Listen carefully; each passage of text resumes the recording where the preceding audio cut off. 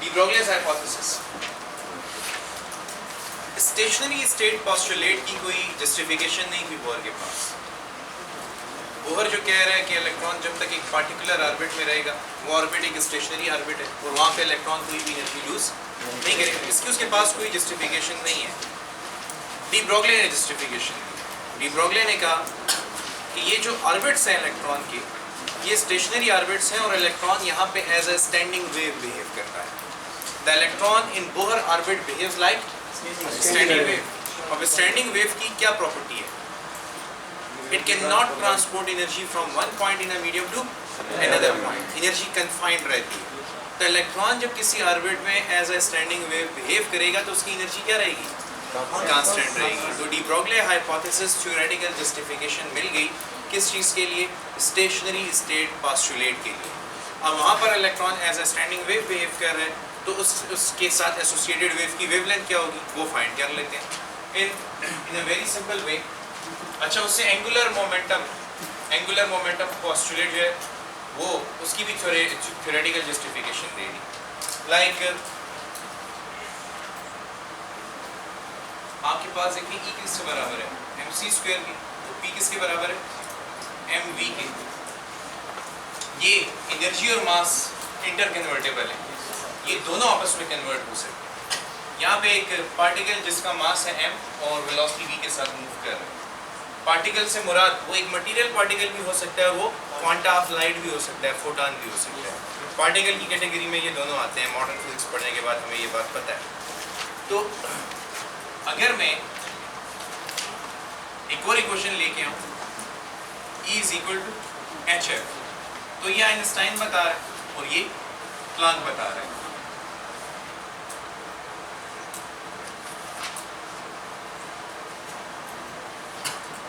अच्छा बताओ, फोटॉन का मास होता है? स्पीड ऑफ लाइट से ट्रैवल करता है। फोटॉन का मास नहीं होता? अच्छा, मेरा सवाल बड़ा स्पेसिफिक है। मैं अपने सवाल में अगर ये पूछूं कि क्या फोटॉन का रेस्ट मास होता है तो फिर आप लोग कहेंगे नहीं होता। लेकिन अगर मैं अपने सवाल में ये कहूं कि फोटॉन का मास होता है तो फिर मास होता है, that mass is called relativistic mass. ये एक फोटॉन है जो एनर्जी E से जा रहा है। अगर ये कन्वर्ट हुआ मास में तो कितना मास पैदा करेगा? कितना मास पैदा करेगा कि नहीं? Photon of energy E is capable of producing an m amount of mass which is relativistic mass। समझ आई कि नहीं आई? मैं लिख देता हूँ आप लोगों के लिए मास ऑफ फोटॉन की mass of photon is equal to m which is given by E by c square। समझ आई बात? यानी कि अगर ये एनर्जी कन्वर्ट होती है मास में, जैसे कि हुआ था कौन से प्रोसेस में? पेयर प्रोडक्शन में। एक gamma ray photon electron positron pair में कन्वर्ट हो जाता है तो फिर वो इतने मासेस प्रोड्यूस करता है। अच्छा, सिमिलरली अगर फोटॉन का मास हो सकता है तो क्या फोटॉन का मोमेंटम हो सकता है? वो उसका रिलेटिविस्टिक मोमेंटम कहलाएगा। उसकी क्या इक्वेशन हो? P is equal to m तो है mc। फोटॉन का मास अगर m है तो उसकी स्पीड c होगी। एक फोटॉन के मोमेंटम की इक्वेशन ये, दूसरे फोटॉन की मोमेंटम की इक्वेशन m की क्या वैल्यू है? E by c square dot cut जाएंगे, क्या आएगा? ये फोटॉन के मोमेंटम की दूसरी इक्वेशन। ये सारे अब MCQs हैं। अच्छा, फोटॉन का mass relativistic mass E by c square, photon का मोमेंटम mc या in terms of energy E by c। यहाँ से आप फिर डी ब्रोगली हाइपोथेसिस से डुअल नेचर की इक्वेशन भी निकाल सकते हो इन दोनों को कंपेयर करके। कैसे कंपेयर करें? दोनों एनर्जीज है। mc square is equal to, ऐसे लिख सकते हैं mc dot c is equal to hf। ऐसे लिख सकते हैं mc is equal to hf over c। What is mc? hf by, देखो ये भी वही है, hf by c is equal to hf by c। वहाँ से भी यही रिजल्ट आ रहा है, ये बिल्कुल ठीक है। f बाय c किसके बराबर है? 1 ओवर लैम्डा। फोटॉन के मोमेंटम की एक और इक्वेशन, यही तो वो इक्वेशन है जिससे डी ब्रोगली ने ये बात की थी कि अगर एक वेव जिसकी वेवलेंथ है लैम्डा वो एज अ पार्टिकल बिहेव कर सकती है तो उसका मोमेंटम p होगा। और अगर वेव पार्टिकल बिहेवियर शो करती है जैसे कि पेयर प्रोडक्शन में, जैसे कि कॉम्पटन इफेक्ट में, जैसे कि फोटो इलेक्ट्रिक इफेक्ट में, तो फिर नेचर सिमेट्रिक है। अगर वेव जो कि basically energy as a particle behave करेगी तो फिर सिमेट्री क्या है? पार्टिकल। मैटर जो कि बेसिकली पार्टिकल है वो भी वेव बिहेवियर शो कर सकता है, इसको सिमेट्री कहते हैं। तो साइंटिस्ट ने नेचर की सिमेट्री का फायदा उठाया, उसने कहा ये इक्वेशन आपको देगी the wave nature of matter, lambda is equal to h by p या lambda is equal to h by mv। तो देखो एक इलेक्ट्रॉन जिसका मास है m, वेलोसिटी v के साथ जा रहा है, उसके साथ एसोसिएटेड वेव की वेवलेंथ लैम्डा। तो this is the wave nature of particle, ठीक है। So describe it as wave nature of particle. इसके बारे में क्या लिखोगे?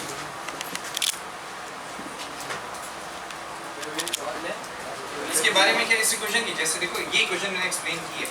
एक पार्टिकल m जिसकी वेलोसिटी है v, मास है m, उसकी वेवलेंथ लैम्डा। एक मूविंग पार्टिकल की वेवलेंथ मैंने आपको बता दी।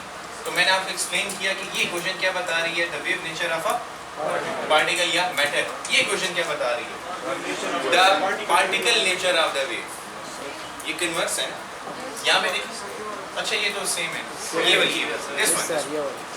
ये वाली आपको क्या बता रही है, the particle nature of a wave. एक वेव जिसकी वेवलेंथ है लैम्डा, आप उसका मोमेंटम भी फाइंड कर सकते हैं। Momentum is basically a particle characteristic. This is the particle nature of a wave having wavelength lambda. Wavelength lambda है, उसकी पार्टिकल नेचर ये है कि उसका मोमेंटम भी होगा p। तो डी ब्रोगली के हाइपोथेसिस के मुताबिक, अब मैं अगर फाइनल बात लिखूं तो वो ये हो कि electron behaves like standing wave in Bohr's orbit. Electron Bohr orbit में as a standing wave behave कर रहा है, इसीलिए उसकी एनर्जी क्या रहती है, कांस्टेंट रहती है। हेंस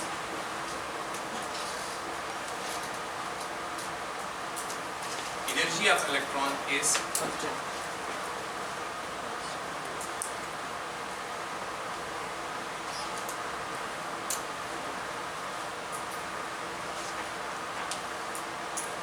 अच्छा, ये कंक्लूजन है। फर्दर मोर इससे जो एंगुलर मोमेंटम पोस्टुलेट है उसकी भी थ्योरेटिकल जस्टिफिकेशन दी हुई है इसी स्टैंडिंग स्टेशनरी स्टेट पोस्टुलेट की मदद से। अच्छा, अब चलते हैं एक्सरेज की तरफ। एक और चीज़ हमने यहाँ पे स्किप की है, वो है limitations of born.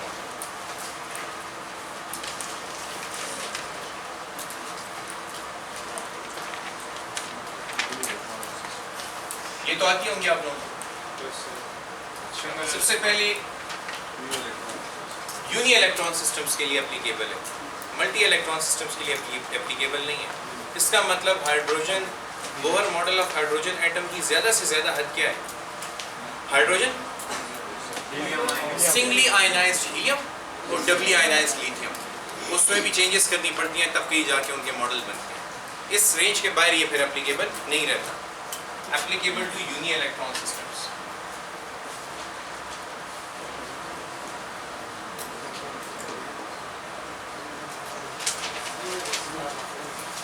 Second, it cannot explain which two effects? Chemistry में पढ़े हुए सीमान एंड स्टार।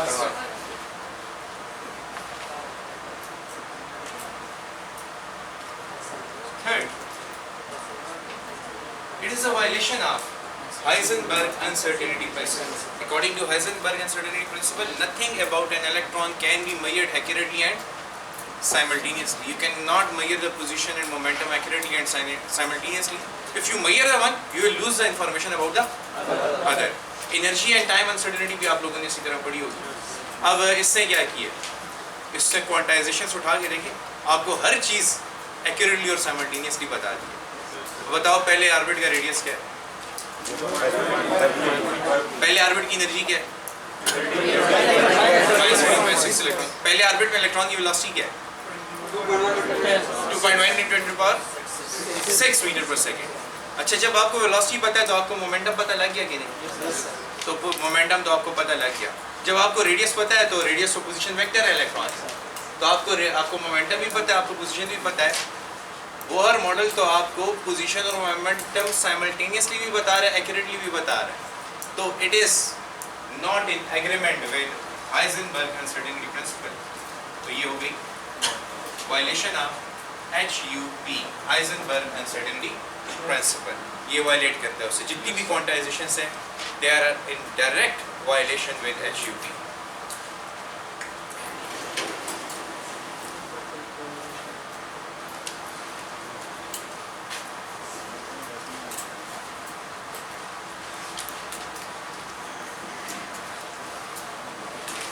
इलेक्ट्रोमैग्नेटिक स्पेक्ट्रम पता है ना सबको?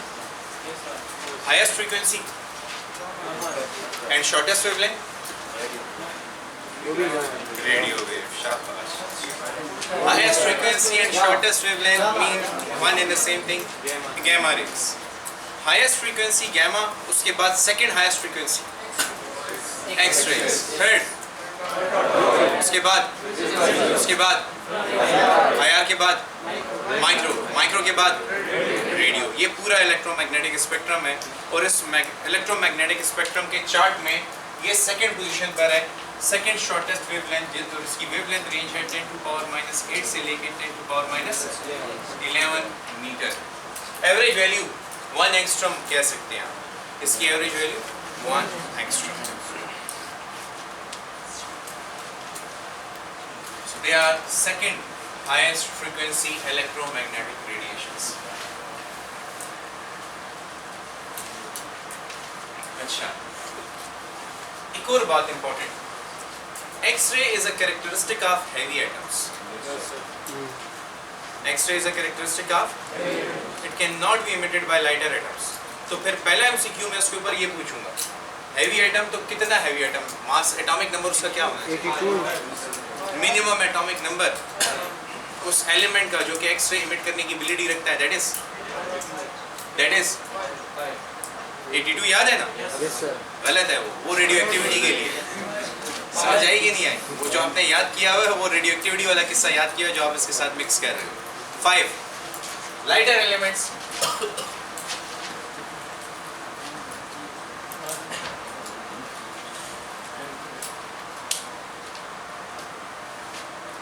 लाइट एलिमेंट्स में आपके पास atomic number is less than 5, greater than or equal to 1। They can not emit, ये लिमिट जो है ना, they can not emit X-rays.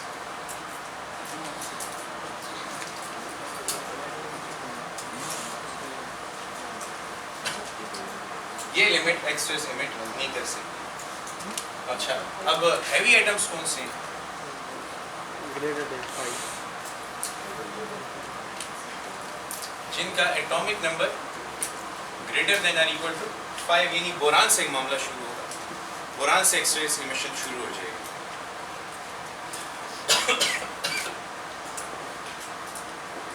They can emit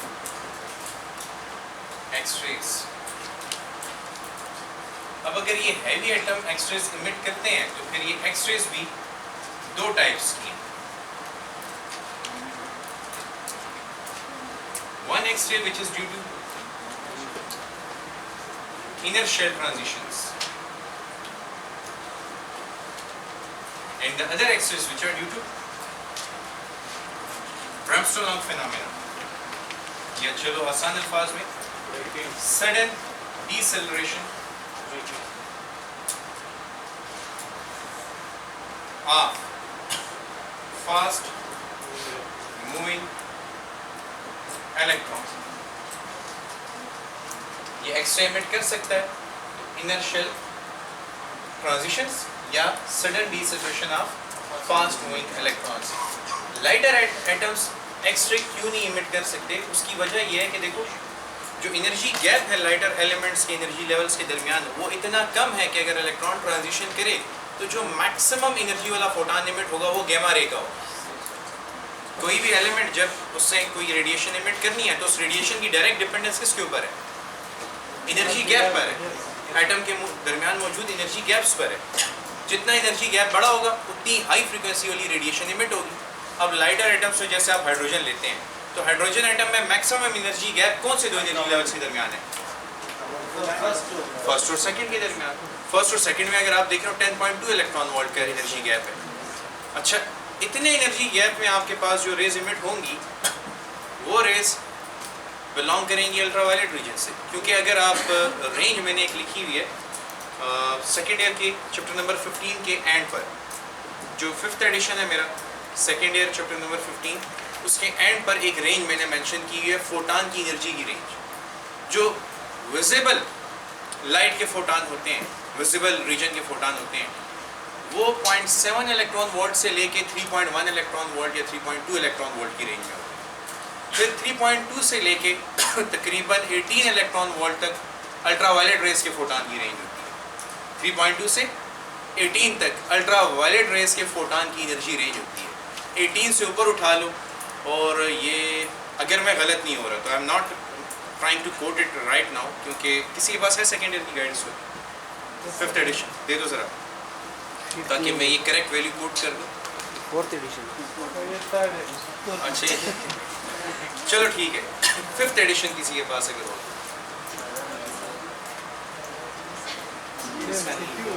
चाहिए गाइड का, चलिए बहरहाल वो देख लेंगे। गाइड का सेकंड, मैं कह रहा हूँ 5th गाइड का, ये एमसीक्यूज बुक है। एनीवेज मेरी बात सुनिए आप, एक्सरेज के जो फोटान होते हैं, एक्सरेज के फोटान ये किलो इलेक्ट्रॉन वोल्ट के फोटान होते हैं।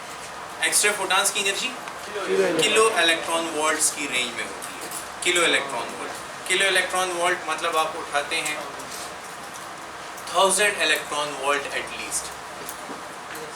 अब आपके पास लाइटर जो एटम्स है, हाइड्रोजन को ही ले लो, हाइड्रोजन के पहले ही दो एनर्जी लेवल के दरमियान जो सबसे बड़ा गैप है वो कितना है? 10.2 इलेक्ट्रॉन वोल्ट है।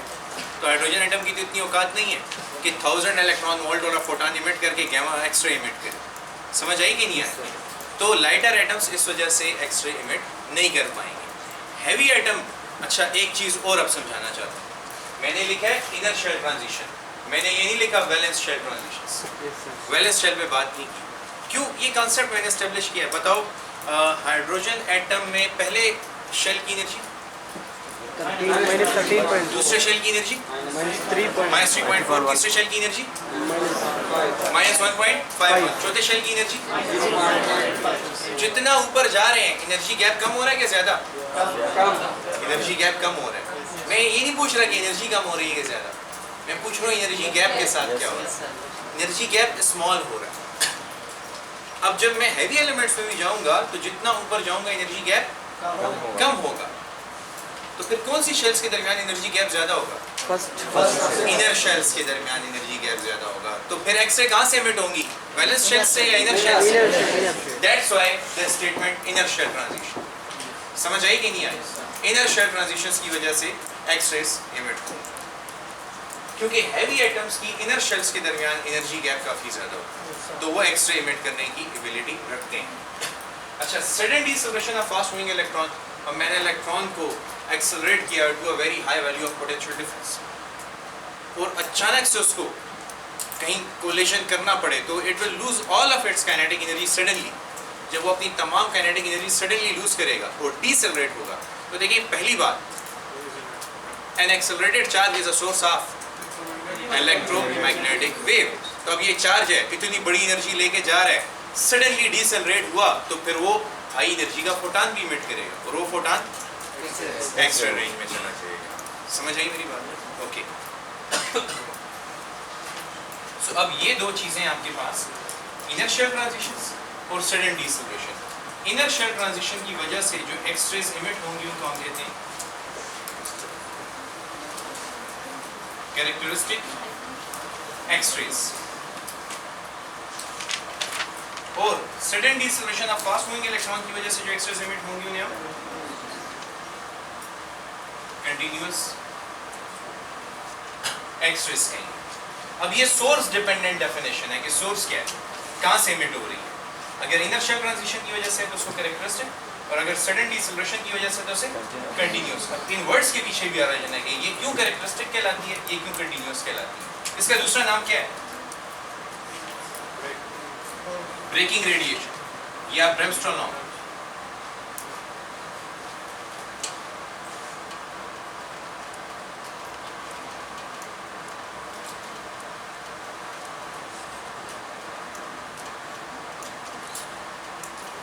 ब्रेमस्ट्रोन लॉ जर्मन वर्ड है जिसका मतलब है ब्रेकिंग, ब्रेक से निकला है, स्लो डाउन होने से निकला है, जो एक इलेक्ट्रॉन के स्लो डाउन होने की वजह से एमिट हो। अब दो पॉसिबिलिटीज, जब आप एक इलेक्ट्रॉन को बम्बार करते हो किसी टारगेट एलिमेंट पर, वो target element Z greater than और इक्वल टू 5 है, फॉर एग्जांपल सोडियम है, फॉर एग्जांपल वो कार्बन है, फॉर एग्जांपल वो बोरान है, तो दो किस्म की सिचुएशंस क्रिएट हो सकती हैं। वो दो किस्म की सिचुएशंस क्या होंगी,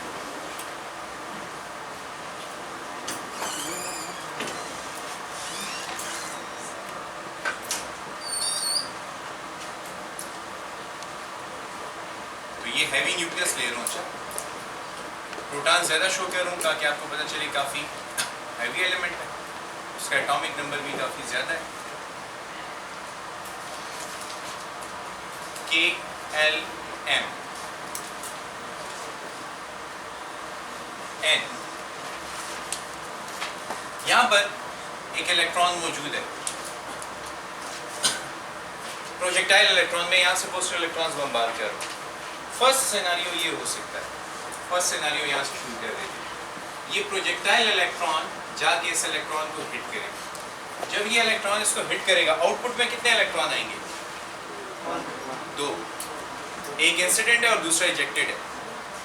ये इंसिडेंट इलेक्ट्रॉन जब इसको हिट करेगा तो फर्ज करो कि ये नॉकआउट होके यहाँ निकल गया, इजेक्ट हो गया, और इंसिडेंट इलेक्ट्रॉन इधर चला गया फॉर एग्जाम्पल। तो मैं इसको ब्लू कलर से, इसको रेड कलर से शो करूँ ताकि आपको पता हो कि दो इलेक्ट्रॉन है। अब यहाँ पे कोई इलेक्ट्रॉन नहीं है, यहाँ पे the vacancy of electron is called hole, यहाँ पे एक होल जनरेट होती है।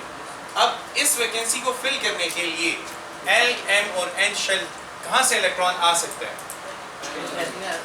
तीनों से आ सकता है। इन तीनों में से कोई भी इसको इलेक्ट्रॉन दे सकता है फिल करने के लिए, वैकेंसी फिल करने के लिए, ठीक है। तो मैं इधर मेंशन कर रहा हूं, यहां से भी L में आ सकता है, K में आ सकता है, L से भी K में आ सकता है, M से भी K में आ सकता है, और N से भी K में आ सकता है। लेकिन सबसे ज्यादा प्रोबेबिलिटी कौन से शेल के इलेक्ट्रॉन की, L शेल के इलेक्ट्रॉन की प्रोबेबिलिटी सबसे ज्यादा है। अच्छा,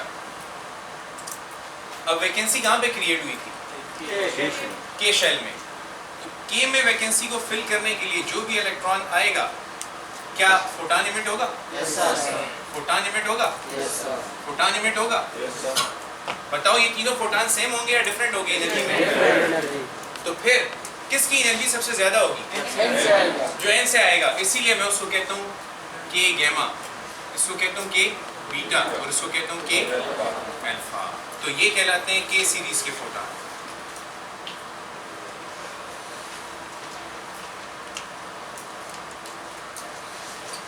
तो जब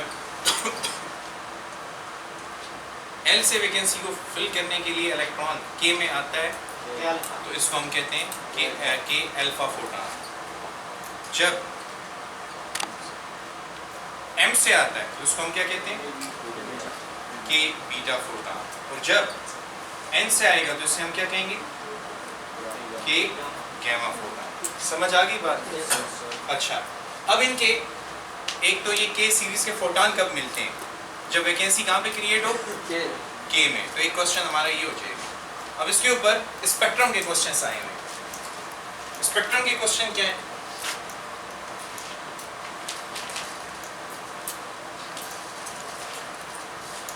एनर्जी स्पेक्ट्रम बताएं इसका।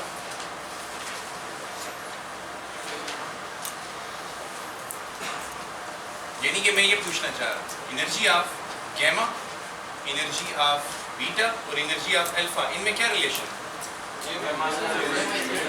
gamma is, E beta is greater than तो ये इसका एनर्जी स्पेक्ट्रम है। तो आपसे एक क्वेश्चन ये पूछा जा सकता है कि जब के सीरीज में फोटान पैदा होते हैं तो सबसे ज़्यादा एनर्जेटिक फोटान के गैमा का होगा। फिर उसके बाद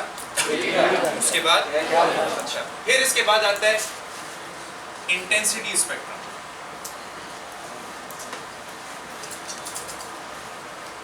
बताओ कौन से फोटॉन्स की तादाद सबसे ज्यादा होगी? अल्फा, क्योंकि अल्फा की प्रोबेबिलिटी सबसे नजदीक तरीन शेल है। तो इंटेंसिटी या प्रोबेबिलिटी स्पेक्ट्रम, हम हायर लेवल पर इंटेंसिटी या प्रोबेबिलिटी में कोई भी फर्क नहीं बताते। Intensity and probability they are one in the same.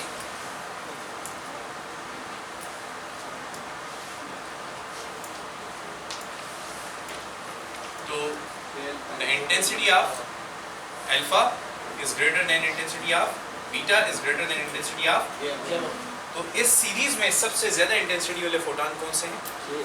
Alpha वाले। ओके, इससे पता चला, क्या पता चला? किसी भी चीज की प्रोबेबिलिटी 100% नहीं हो सकती, किसी भी चीज की प्रोबेबिलिटी 0% नहीं हो सकती। वरना होना ये चाहिए था कि बस ये नजदीक तरीन शेल है, ये दोनों आराम से बैठे रहेंगे, अपना इलेक्ट्रॉन देके इसको फिल करें। असूली तौर पे ये नजर आता है, लेकिन ऑब्जर्व क्या किया गया है कि इसकी प्रोबेबिलिटी 100% नहीं है कि हमेशा यही फिल करे, ऊपर से भी कोई दो आ सकते। अच्छा, अब जिसको एनर्जी स्पेक्ट्रम पता है उसके मजे हैं। क्यों? एनर्जी स्पेक्ट्रम पता है तो आपको फ्रीक्वेंसी स्पेक्ट्रम पता होगा। जिसको फ्रीक्वेंसी स्पेक्ट्रम पता है उसको वेवलेंथ स्पेक्ट्रम पता होगा। तो वो फ्रीक्वेंसी स्पेक्ट्रम और वेवलेंथ स्पेक्ट्रम आप लोग खुद कर सकते हैं। सबसे शॉर्टर वेवलेंथ इनमें किसकी होगी? गैमा की वेवलेंथ सबसे शॉर्ट। अच्छा, अब अगर मैं बात करूं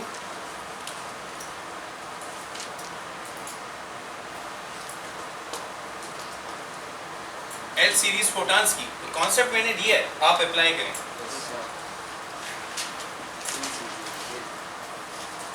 एन शेल से वैकेंसी को फिल करने के लिए एल शेल में एक इलेक्ट्रॉन आ रहा है। बताइए ये एल अल्फा फोटॉन इमिट करेगा, एल बीटा या L gamma? L beta. Check करते हैं, देखिए वैकेंसी अब यहाँ पे क्रिएट हुई है। हम कहाँ से भेज रहे हैं? एन से।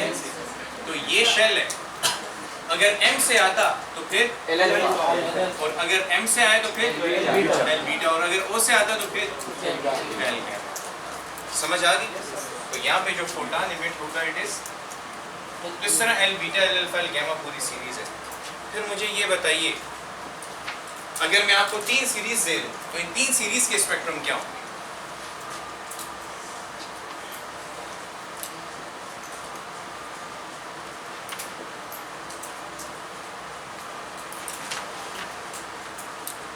Energy of photon of K series, energy of photon of L series और energy of photon of L M series. कौन से सीरीज के फोटॉन सबसे एनर्जेटिक है? के सीरीज के, क्योंकि वो सबसे inner most shells. It is greater than L is greater than M. तो ये सीरीज का कंपैरिजन भी खत्म।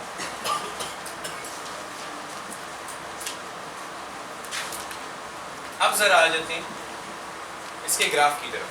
Intensity versus wavelength graph. ये इसका इंटेंसिटी वर्सेस वेवलेंथ ग्राफ है।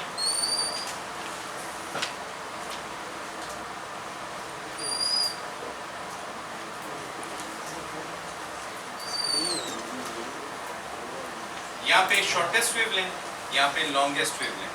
जीरो से ग्राफ नहीं शुरू हुआ क्योंकि वेवलेंथ कभी जीरो नहीं हो सकती। ठीक है, ये वेवलेंथ कितनी होगी? और ये एट द मोस्ट इस रेंज में ही रहेगा। किसी भी एलिमेंट के लिए ग्राफ इस रेंज में रहेगा। इससे थोड़ा आगे हो सकता है, इससे थोड़ा पीछे हो सकता है, लेकिन रहेगी यही range. The peaks in the intensity versus wavelength graph shows characteristic X-ray or continuous X-ray. The peaks show characteristic X-ray. So इस ग्राफ में जो peaks आई हुई हैं ये characteristic X-rays को शो कर रही हैं। अगर ये characteristic X-rays हैं तो ये तो 3 है। अब आइडेंटिफाई करो ये कौन सी सीरीज के हैं और ये कौन सी सीरीज के हैं? एक के सीरीज के और एक एल सीरीज के। कितना अच्छा जवाब दिया। आप कहाँ रहते हैं? हॉस्टल में। मैं उससे पूछता हूँ आप कहाँ रहते हैं, वो कहते हैं मैं भी हॉस्टल में रहता हूँ। फिर मैं पूछता हूँ आप कहाँ रहते हैं, आप कहते हैं मैं उसके साथ रहता हूँ। उससे पूछता हूँ कहाँ रहते हो, वो कहता है मैं इसके साथ रहता हूँ। फिर मैं पूछता हूँ यार तुम दोनों कहाँ रहते हो, तो ये दोनों कहते हैं हम दोनों साथ साथ रहते हैं। वो मुझे इन द एंड ये नहीं पता चला कि ये दोनों रहते कहाँ हैं। ये एक के सीरीज है और दूसरी एल सीरीज है, लेकिन ये पता नहीं चला कि कौन सी के है और कौन सी एल है। क्वेश्चन के लिए स्पेसिफिक जवाब दिया करें। दिस वन इज क्योंकि के की वेवलेंथ कम होती है, एनर्जी ज्यादा होती है, एल की वेवलेंथ एनर्जी। ये कौन सा है, ये पीक कौन सी है, अल्फा बीटा या गामा? दो चीजें देखो मेरे पास,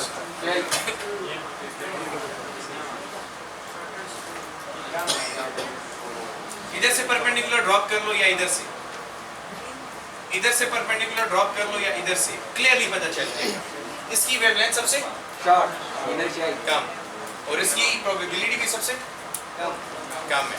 एनर्जी सबसे ज्यादा, वेवलेंथ सबसे कम, तो एनर्जी सबसे और प्रोबेबिलिटी सबसे, और ये कौन सी होती है, ये गामा होती है। तो इट इज बेसिकली के गामा। और ये के, तो आप देखिए ना इंटेंसिटी के चार्ट को किसने टॉप किया हुआ है, अल्फा की इंटेंसिटी सबसे ज्यादा, अल्फा की प्रोबेबिलिटी सबसे ज्यादा। इसी तरह ये कौन सा होगा, एल गामा, एल बीटा और एल अल्फा। ठीक है। अच्छा, पीक्स अगर हमें बता रही हैं, ये पीक्स हमें बता रही हैं क्या, ये पीक और ये पीक क्या बता रही है कि कौन सी एक्स-रे,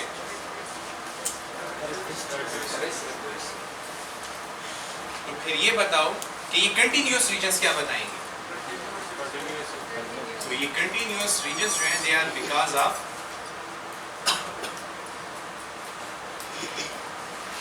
कंटिन्यूअस एक्स-रेज। अब ये कंटिन्यूअस एक्स-रेज कहां से आ गया, मैंने आपको कहा था दो प्रोबेबिलिटीज है।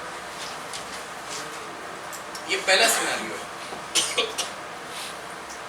एक इलेक्ट्रॉन दूसरे इलेक्ट्रॉन को जाके हिट करे और उसको नॉकआउट करे। क्या ये जरूरी है कि इलेक्ट्रॉन हमेशा इलेक्ट्रॉन को जाके हिट ही करेगा, क्या ये जरूरी है? नहीं। फिर दूसरी पॉसिबिलिटी क्या होगी, तो दूसरी पॉसिबिलिटी ये है,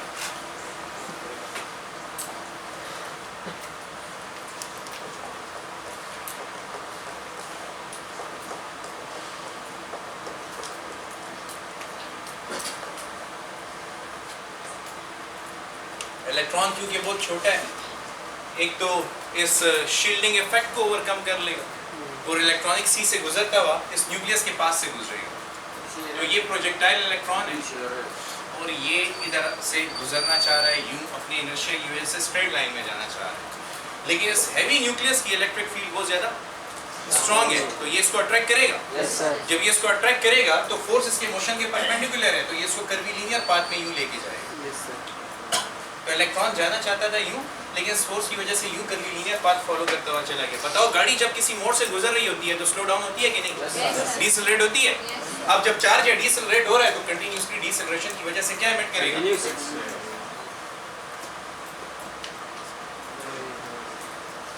इन एक्स-रेज को जो कि इलेक्ट्रॉन की डिसेलरेशन की वजह से, ब्रेकिंग इफेक्ट की वजह से पैदा होती हैं, क्या कहलाते हैं, क्या कहते हैं हम, कंटिन्यूअस एक्स-रेज कहते हैं। आइडिया क्लियर हुआ है?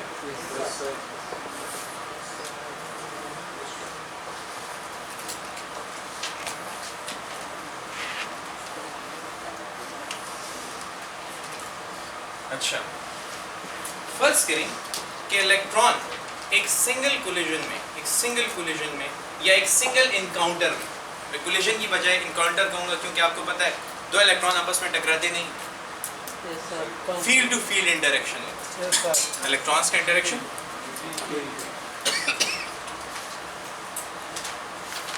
अगर इलेक्ट्रॉन ने इस न्यूक्लियस के साथ एक सिंगल इनकाउंटर में तमाम एनर्जी लूज कर दी तो सबसे मैक्सिमम एनर्जी का फोटॉन इमिट होगा कि नहीं? अच्छा, मैंने इलेक्ट्रॉन को एनर्जी कहां से दी थी, EV0 = KE, potential difference apply किया और इलेक्ट्रॉन को एक्सेलरेट कर लिया। याद है relation between kinetic energy and electron what, या ये याद करवाऊं? अच्छा, मैं याद करवाने में कोई ज्यादा एफर्ट नहीं लूंगा। पोटेंशियल डिफरेंस की डेफिनेशन याद है, potential difference is work done per unit, recently हमने किया भी था इसे। अच्छा, this work done is equal to Q0 delta V। अब दो किस्म की सिचुएशंस हो सकती हैं वर्क डन के लिए। Work done is equal to change in kinetic energy plus, according to which theorem, work energy थी, ठीक है। फिर ये भी हो सकता है कि पोटेंशियल में चेंज ना आए, work done is equal to change in kinetic energy. तो जब एक बॉडी हाइट नहीं कवर कर रही तो सारी एनर्जी किस में इन्वेस्ट हो रही है? काइनेटिक में। और अगर वो सीधा जा रही है, अगर वो नहीं सिर्फ ऊपर जा रही है, कीपिंग द वेलोसिटी कांस्टेंट, अगर वो सिर्फ ऊपर जा रही है तो सारी पोटेंशियल में कन्वर्ट होगी। मैं स्पेशल केस ले रहा हूँ कि मैंने जो वर्क डन किया वो सारा का सारा किस में कन्वर्ट हुआ? फिर रिप्लेस करो इन दोनों को आपस में। जब रिप्लेस होंगे, change in kinetic energy is equal to Q naught delta V. अब अगर ये चार्ज किसके बराबर हो? इलेक्ट्रॉन के, और पोटेंशियल डिफरेंस कितना हो? 1 वोल्ट। तो फिर एनर्जी कितनी होगी? 1 इलेक्ट्रॉन वोल्ट के बराबर energy. Is it clear? Okay, इसको वी नॉट कह देते हैं, ये अप्लाइड पोटेंशियल डिफरेंस है लाइट से। अच्छा, अब मैंने जो काइनेटिक एनर्जी दी है इलेक्ट्रॉन को, कहाँ से दी है? By applying a potential difference. ये वाला इलेक्ट्रॉन है, ये इधर से जब जा रहा है तो इसके पास काइनेटिक एनर्जी है जो कहाँ से मिली है? पोटेंशियल डिफरेंस अप्लाई करके मिली है। अब इसके पास कौन सी एनर्जी है?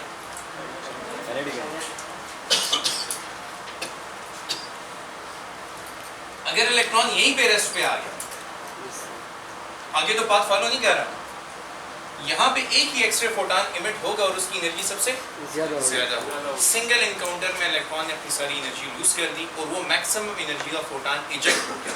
तो देखो यहाँ पे काइनेटिक एनर्जी में गेन आया था, अब जब एनकाउंटर हुआ है तो काइनेटिक एनर्जी में लॉस आया। The loss in kinetic energy will be equal to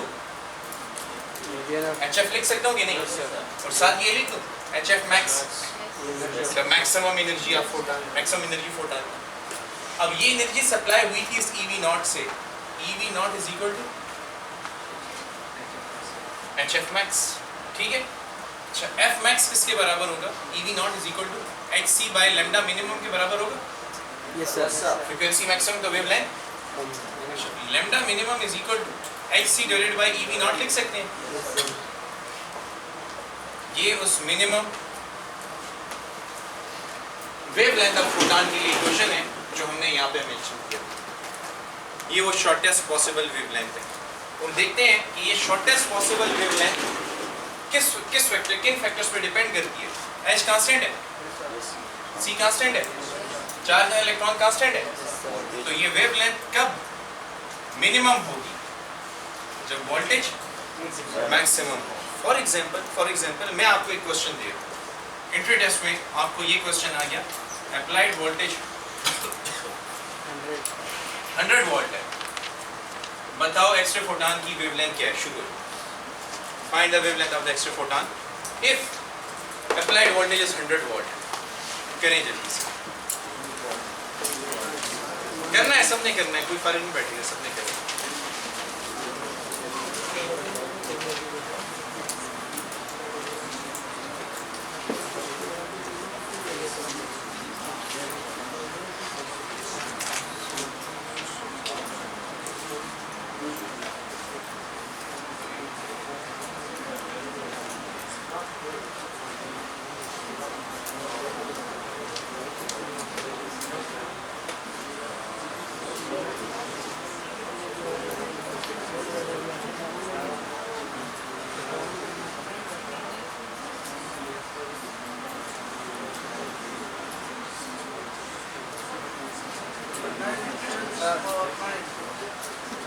How much?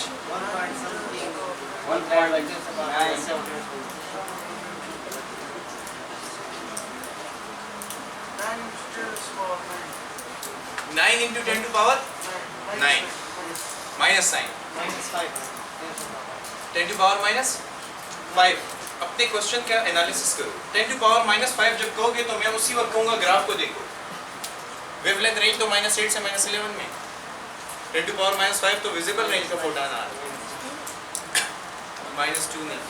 देखो आप अपने आंसर को कैसे चेक करोगे? ये जो एक्सरे वेवलेंथ मैंने लिखवाई थी कि हमारे पास एक्सरेस की वेवलेंथ है 10 to power -8 से 10 to power -11, तो आप जो भी आंसर लाएंगे वो इस ऑर्डर में होना चाहिए, वरना आपका आंसर गलत है। अपने लिए टेस्ट रखा करें कि हमें कैसे पता चले कि हमारा आंसर ठीक होगा।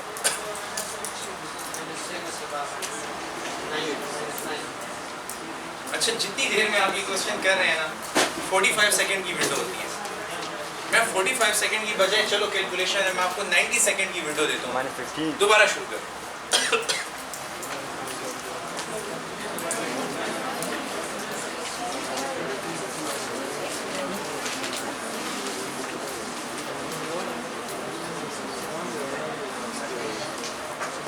जल्दी करो।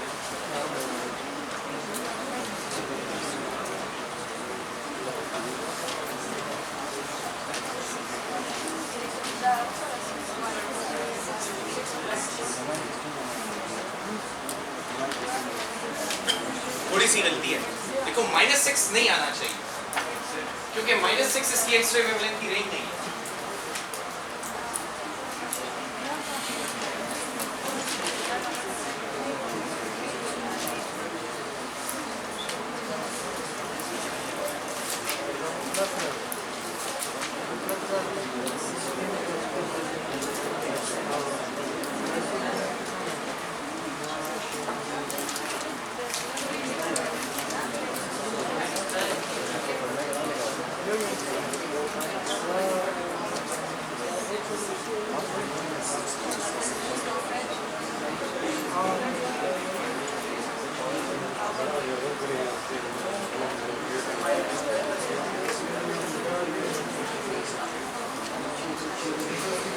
The window is about to close. देखें, टेंशन, प्रेशर, कैलकुलेशन, टाइम ज़ाया हो रहा है, और एक बड़ी गलती जो आप लोग कैलकुलेशन के दौरान करते हैं, छोटा छोटा लिखते हैं। ये आपका बड़ा टाइम वेस्ट हो जाता है। छोटा छोटा लिखेंगे तो उसमें गलती की गुंजाइश बहुत ज़्यादा होगी, और आपको खुद भी तो समझ नहीं आएगा कि क्या कैलकुलेशन हो रही है। अच्छा, एंट्री टेस्ट में कैलकुलेशन के लिए 2 एक्स्ट्रा पेपर आपको मिलते हैं, इतने बड़े बड़े, इतने बड़े बड़े 2 पेपर मिलते हैं। आपको समझ आई कि नहीं आई? बिल्कुल जितना मैं आपको साइज बता रहा हूँ, ये आपका एक पेपर होगा, और टोटल ये 2 या 3 पेपर होते हैं। उसमें सारा रफ वर्क करना होता है, 200 के 200 MCQs का। ये किस चीज़ की इंडिकेशन है? एंट्री टेस्ट में आपको कैलकुलेशन की ज़रूरत नहीं पड़ती, ऐसे क्वेश्चन दिए जाते हैं। इस क्वेश्चन के लिए भी कैलकुलेशन की ज़रूरत नहीं है, लेकिन आपने कुछ यूँ शुरू किया, आपने शुरू किया, एक दफ़ा का जिक्र है, lambda is equal to HC divided by EV naught, और फिर आपने अल्लाह का नाम लेके 6.67 into 10 to power minus multiply with 3 into 10 to power 8 over 1.6 into 10 to power minus into 100। जो वैल्यू मैंने दिया वो तो बड़ी आसान है, लेकिन जो वैल्यूज आपने पुट किए हैं उसके बर्डन के नीचे आप खुद ही आ जाते हैं। आप कहते हैं कि ये कौन कैलकुलेट करेगा?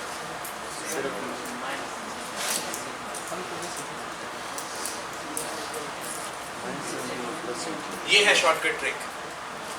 उन तमाम मसाइल का एक ही हल, जहां पर भी कांस्टेंट्स नजर आए उनकी उठा के एक कांस्टेंट वैल्यू याद कर लो, HC बाय E 1.24 माइक्रोमीटर के बराबर। अब अगर V नॉट पुट किया जाए 1.24 इंटू 10 टू पावर माइनस 6 और 100, बताओ रिजल्ट क्या आएगा? 1.24 इंटू 10 टू पावर माइनस 4 आएगा ना? अभी भी गलत कर रहे हैं। इंटू 10 टू पावर माइनस 2, ये ऊपर जाके नेगेटिव हो जाएगा। इक्वेयर रिजल्ट अब समझ आई है? तो ये जो आप लोगों ने कोई 4-5 मिनट अभी तक ज़ाया कर दिए थे, ये उसका शॉर्टकट। आपको अगर ये इक्वेशन याद हो तो बस आपने यूँ रिजल्ट बनाना। अब इसके लिए कैलकुलेशन की ज़रूरत नहीं है। मुझे पता है अगर ये 100 पे डिवाइड हुआ तो ये 10 टू पावर माइनस 8 होगा, 1000 पे डिवाइड है 10 टू पावर माइनस 9। जितनी वोल्टेज बढ़ेगी वेवलेंथ और शॉर्ट होगी। Is it clear? Yes sir. Thank you very much for